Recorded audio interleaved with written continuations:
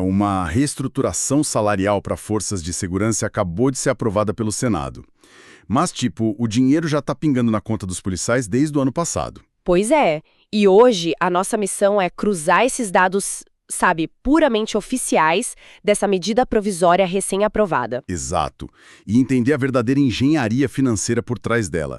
Porque, assim, a intenção aqui não é simplesmente ler uma lista de quem vai ganhar quanto, né? Aham, de jeito nenhum. O objetivo dessa nossa análise detalhada é entender como esse dinheiro foi distribuído pelas diferentes patentes. E o que essa distribuição revela, de forma muito clara sobre a real estratégia do Estado para valorizar a carreira policial. Nossa, e o momento para discutir isso é perfeito, porque a forma como um governo desenha uma tabela salarial diz muito mais sobre as prioridades dele do que qualquer discurso político. Com certeza. O orçamento é, digamos, uma peça de ficção até o momento em que se decide qual patente vai receber a maior fatia. Exatamente. E a dinâmica de aprovação desse documento específico revela uma manobra temporal que, por si só, já merecia um estudo à parte. Certo, e esse detalhe do tempo é o gancho perfeito para a gente começar, porque o Senado aprovou a medida na terça-feira, 31 de março de 2026. Sim. Mas, lendo o texto, fica muito claro que os efeitos financeiros, ou seja, o dinheiro caindo no bolso de quem trabalha nessas forças, já começaram bem antes. A implementação aconteceu em etapas, né? Primeiro lá em dezembro de 2025 e depois no comecinho de 2026.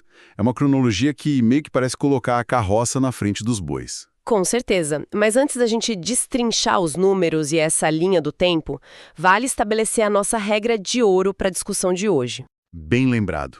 Para quem nos acompanha, todas as conclusões tiradas aqui vão ser baseadas estritamente no texto do documento oficial e legislativo. Exato. Nada de menção a análises de empresas terceiras, cursinhos ou portais de notícias. O foco é puramente a fonte primária, a lei nua e crua. Certo. Então, vamos desempacotar isso. Antes de falar de cifras, a gente precisa entender o escopo geográfico dessa medida. Afinal, quem é o público-alvo exato dessa canetada? Olha, o documento delimita um grupo muito específico. Ele não engloba, todas as polícias militares ou corpos de bombeiros do Brasil, sabe? Ah, não. Não. O escopo pega exclusivamente as forças de segurança pública do Distrito Federal e, atreladas a elas, a Polícia Militar e o Corpo de Bombeiros de 3 estados da região norte: Amapá, Rondônia e Roraima. Entendi. E para quem estuda geopolítica ou até mesmo acompanha o noticiário básico, colocar o Distrito Federal no mesmo balaio legislativo de estados como Amapá, Rondônia e Roraima pode soar, sim, completamente aleatório. À primeira vista parece mesmo. A primeira pergunta que vem à mente é o motivo dessa junção, né? Qual é a cola que une essas 4 regiões num único orçamento de segurança? E se a gente conectar isso ao quadro geral da nossa organização administrativa e histórica, a explicação fica bem fascinante. Demais, porque Amapá, Rondônia e Roraima compartilham uma característica única na nossa história. Eles são os antigos territórios federais do Brasil. Ah, verdade. Antes da Constituição de 88, essas regiões não tinham aquela autonomia plena de um Estado-membro, como o Paraná ou a Bahia. Exatamente. Eles eram geridos, administrados e financiados diretamente pela União. Ou seja, o governo federal funcionava como o administrador local dessas áreas, pagando pela criação e manutenção de toda a máquina pública, e isso inclui a segurança. Precisamente. E quando a Constituição elevou esses territórios à categoria de estados independentes, criou-se ali um arranjo de transição. Como assim, um arranjo de transição? É que os servidores da segurança que já integravam as forças naquelas regiões, ou que entraram em janelas temporais muito específicas ditadas por emendas posteriores, ficaram sob o guarda-chuva financeiro da União. Ah, saquei. Então é por isso que, do ponto de vista do Caixa, as polícias desses 3 ex-territórios pegam carona nas mesmas medidas provisórias do Distrito Federal. Exato, porque o DF também é custeado por fundos federais. No fim das contas, quem assina o contra-cheque dessa galera toda é o governo federal lá em Brasília. Nossa, isso lança uma luz enorme sobre a mecânica da coisa. Mas beleza, entendido esse público geográfico, a gente tem que voltar àquela distorção temporal absurda. A da aprovação da lei. Isso. O Senado aprova a lei no final de março de 2026, mandando o texto para a sanção presidencial, mas a tabela oficial já prevê pagamentos escalonados desde dezembro do ano anterior. É o equivalente legislativo a começar a comer a sobremesa antes de o garçom trazer a conta. Perfeito, é exatamente isso. O dinheiro cai na conta, fatiado, e só meses depois o Congresso dá a bênção final. E a pergunta que fica para quem conhece os ritos normais de um projeto de lei é: por que o Estado usou uma medida provisória e não um rito comum? Qual a estratégia por trás dessa urgência toda? Pois é, a escolha do instrumento jurídico dita a estratégia política, né? Um projeto de lei comum pode tramitar por anos a fio. Nossa, sim. Passa por várias comissões, sofre emendas, entra em pauta, sai de pauta. Tudo sujeito aos humores do Congresso. Mas uma medida provisória, por outro lado, tem força de lei imediata a partir do exato minuto em que o presidente assina e publica. Exato. E a justificativa legal oficial para uma MP é sempre a famosa relevância e urgência. Mas na prática, usar uma MP para reajuste salarial é uma cartada de altíssima pressão política. Funciona meio que como um checkmate no poder legislativo. Com certeza. Porque quando a medida provisória chega para ser votada no Senado em março de 2026, os senadores não estão discutindo uma promessa para o futuro. Não, eles estão discutindo um dinheiro que o policial e o bombeiro já usaram para pagar o aluguel, a escola das crianças, as compras de janeiro e fevereiro. Esse é o ponto central. Se o Senado rejeita o texto, a medida perde a validade. Imagina o caos jurídico e financeiro de obrigar o funcionalismo a devolver valores que já receberam. Seria colossal. Inviável, né? Ao implementar o pagamento imediato, o governo simplesmente amarra as mãos do legislativo, garantindo que a aprovação seja praticamente uma formalidade. Sim, impulsionada pelo medo de causar um verdadeiro motim financeiro nas bases operacionais do DF e dos ex-territórios. E essa estratégia agressiva nos leva direto para o conteúdo da medida, para a base da pirâmide financeira desses policiais. Os soldos. Exatamente, os soldos. Lendo o texto da lei, a primeira grande manchete que salta aos olhos é que o salário base das carreiras militares recebeu um aumento linear assustador de 50%. 50%. E a aplicação desse percentual foi tipo uniforme para todos os cargos? E aqui eu vou fazer o papel de advogado do diabo, tá? Pode fazer. Se a base salarial de toda a corporação, do praça mais moderno ao coronel mais antigo, ganha 50% de aumento, essa história não deveria acabar aí. Como assim? Ué, 50% de ganho real, ou mesmo de reposição, é um número estratosférico. Para que o documento precisaria de dezenas de páginas mexendo em gratificações paralelas se a base já subiu de forma tão monumental? Ah, essa é a armadilha analítica clássica. A maioria das pessoas cai nisso ao olhar para a remuneração militar. O conceito de soldo é meio que uma ilusão de ótica financeira para quem está acostumado com a iniciativa privada. Explica melhor isso para quem está ouvindo. Claro. No mercado civil, o salário base é a esmagadora maioria da remuneração, certo? E os adicionais são pequenos satélites em volta dele. Sim, o grosso do dinheiro é o base. Ser apenas uma fração incrivelmente pequena da remuneração bruta total. Ah, então o soldo funciona mais como um valor de referência do que como um salário com o qual você sobrevive de fato. Historicamente, sim. Os governos mantinham soldos super baixos por causa daquele impacto em cascata nas pensões e nas regras de paridade. O valor nominal do soldo de um soldado, por exemplo, muitas vezes não cobria nem o custo de vida básico. Nossa. Então a verdadeira remuneração era outra coisa. Sim, sempre foi composta por um emaranhado de gratificações, adicionais de risco, compensações por tempo de serviço, tudo isso empilhado em cima daquele soldo minúsculo. Entendi. A matemática explica tudo, né? Se o soldo de uma patente for, digamos, R$1.000, 50% de aumento dá R$500 a mais. Aqueles 500 a mais no soldo representam um impacto real de só 5% no bolso dele. Caramba, 5% e não 50%. A manchete de aumento de 50% soa maravilhosamente bem politicamente, mas na prática é só um ajuste na fundação da casa para corrigir uma distorção histórica. É uma leitura impecável.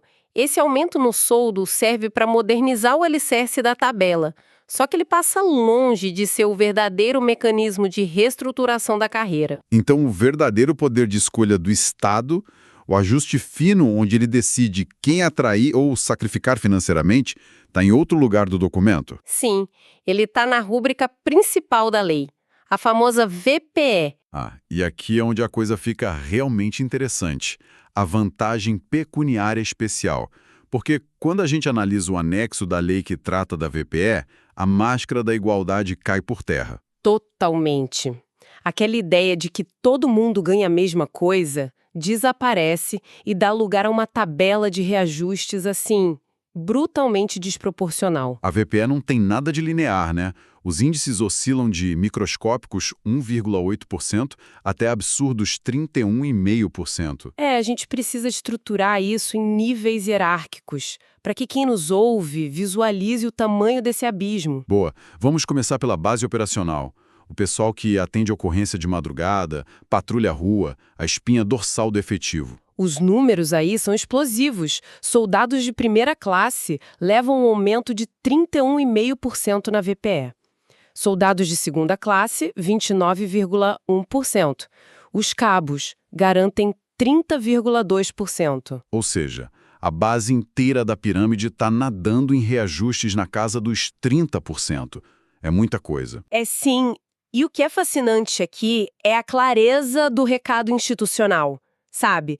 A base militar representa o volume.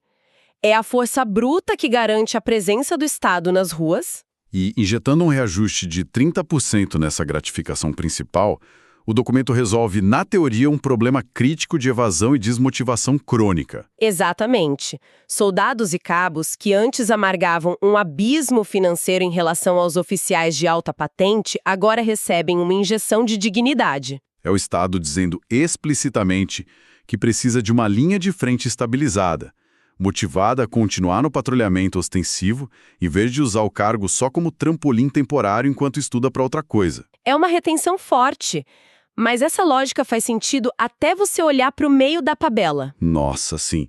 Subindo na hierarquia, chegando nos oficiais intermediários e em alguns superiores, o cenário muda de um jeito tão drástico que parece até que é outra lei. É o que a gente pode chamar de o grande aperto. Os gestores intermediários foram severamente exprimidos. Muito. Pensa num major, um oficial com vasta experiência, que muitas vezes comanda batalhões inteiros ou chefia grandes setores de logística. Ele recebe um aumento na VPE de só 1,8%. É chocante. Um capitão que comanda companhias de policiamento com dezenas de homens sob a sua responsabilidade leva singelos 5,5%. E um tenente-coronel, que está a um passo do topo, fica ali com 6,7%. O contraste é muito violento. O soldado sob o comando do Major ganha mais de 30% de aumento na rúbrica especial, enquanto o chefe dele, o Major, ganha menos de 2%. O que justifica uma tesourada tão cirúrgica bem no meio da hierarquia? Pois é. Por quê? Olha, essa estrutura mostra o uso da VPE como uma verdadeira gangorra fiscal do governo. Uma gangorra? Sim. Ao invés de uma maré alta que levanta todos os barcos por igual, o governo optou por um sistema de pesos e contrapesos. O Estado opera com um orçamento finito imposto pelas leis de responsabilidade fiscal. Claro. O dinheiro não é infinito. Exato. Então, para alavancar a ponta de baixo da gangorra e garantir os 30% para aquele volume enorme de soldados e cabos, o peso tinha que ser tirado de algum lugar. E o meio da hierarquia funcionou como a âncora. É o tal do achatamento proposital que a administração pública chama. Isso mesmo. O major e o tenente-coronel já têm em valores absolutos reais remunerações consideravelmente maiores que as da base. O legislador entende que eles já estão numa zona de conforto financeiro relativo. E por isso eles absorvem o sacrifício percentual para viabilizar a injeção de recursos na base operacional? Exatamente. É uma escolha de alocação. Mas assim, as consequências disso para a dinâmica interna da corporação devem ser bem complexas, né? A distância financeira entre as patentes diminui vertiginosamente. E como? Se o degrau financeiro entre ser um capitão com toda aquela carga de estresse e responsabilidade gigantesca e ser um oficial superior fica mínimo, o incentivo para buscar a qualificação despenca. O documento meio que institucionaliza um vácuo de motivação bem no núcleo de tomada de decisão tática. É a grande falha sistêmica que essa leitura fria dos percentuais denuncia. A reestruturação resolve o problema imediato do volume de contingente, mas gera um passivo de moral enorme nas instâncias de gestão. Um oficial intermediário pode muito bem olhar para essa tabela de 1,8% e interpretar como um sinal de que as décadas de serviço dele são meio invisíveis para a estrutura central do governo. Com certeza, gerando um ambiente de profunda estagnação profissional. Agora, a gangorra dá outro solavanco forte quando a gente analisa o extremo oposto da tabela. Se o meio foi esmagado, o topo absoluto e a porta de entrada para os futuros líderes receberam tratamento super VIP. Os coronéis, que representam o teto da gestão estratégica, alcançam um reajuste de 17,2%. Um salto muito robusto se comparar com os majores. E o que é mais surpreendente é quando a gente olha para quem nem se formou ainda. Os índices voltam a explodir para quem está entrando na carreira. Os percentuais da base acadêmica revelam a faceta mais mercadológica dessa medida provisória. Sem dúvida. A análise dos números destinados aos cadetes, que são os alunos da Academia de Formação de Oficiais, é assombrosa. Os cadetes no último ano de formação recebem 25,7% de incremento na VPE. E os dos demais anos chegam à marca de 29,1%. Logo depois da formação, os novos oficiais subalternos, tipo segundos e primeiros tenentes, continuam numa faixa de valorização altíssima, batendo ali entre 18% e 21%.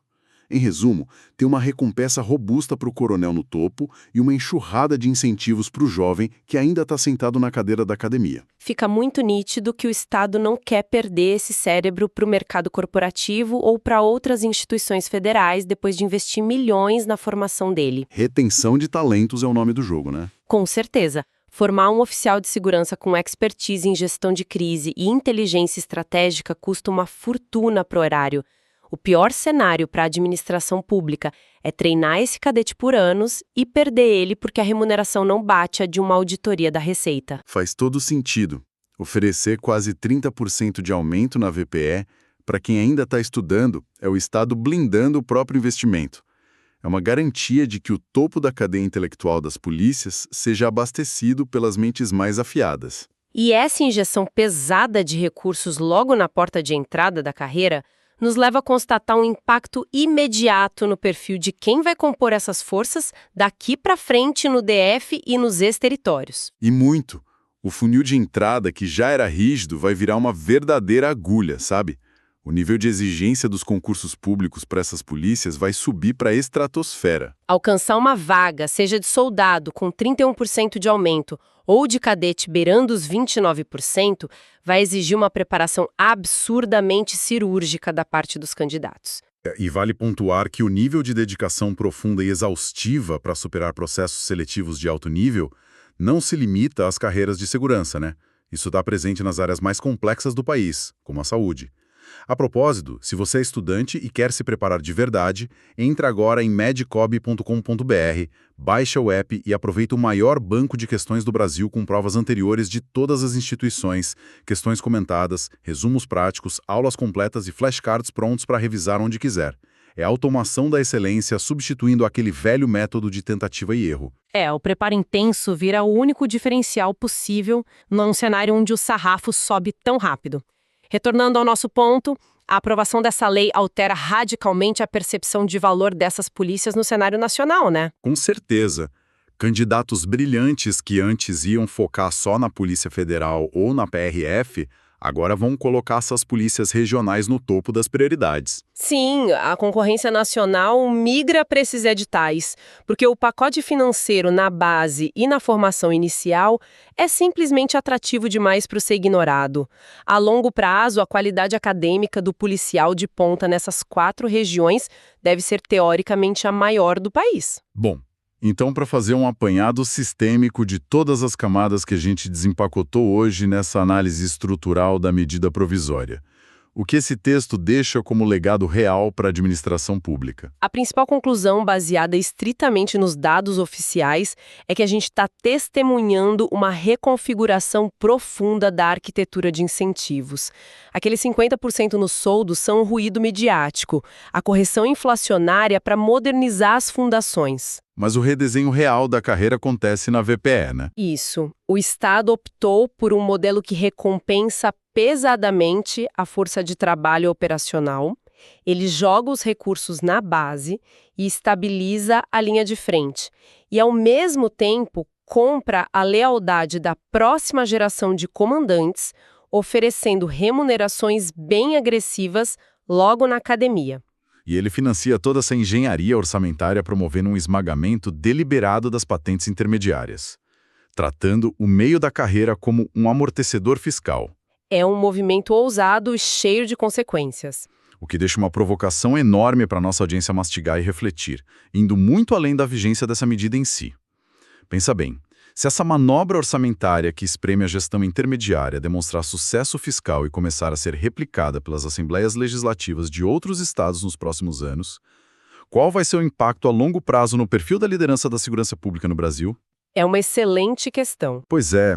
Será que a gente caminha para um cenário onde teremos polícias com base super qualificada, jovens cadetes geniais entrando, mas um abismo gigantesco de oficiais intermediários incapazes de liderar a operação com o ímpeto necessário?